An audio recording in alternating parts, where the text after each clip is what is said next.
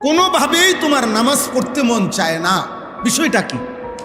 আজ এতদিন মুসলমানের ঘরে জন্ম নেওয়ার পরে এত আজান, এত মসজিদ, এত মাদ্রাসা, এত আহ্বান, এত ওয়াজ, কোনো কিছুই তোমার কলিজাটা কে এমন ভাবে আটকাইয়া দিল যে কলিজাটার ভিতরে কোথাও নড়েও না, দিলটা একটু নড়েও না। বিষয়টা কি বুঝেন নাই কথা?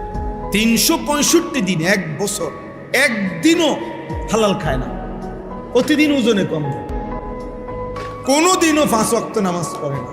এই ডাকাত, এই নিকৃষ্ট জানোয়ার, কত বড় জানোয়ার! বিষয়টা কি? এটা আল্লাহ কোরআন বলছে, ওয়ালাকিন কারিহাল্লাহু বিআসাহুম, আল্লাহই চায় না আল্লাহর পথে চলুক, আল্লাহ নিজেই আর চায় না, যা লাগবে না।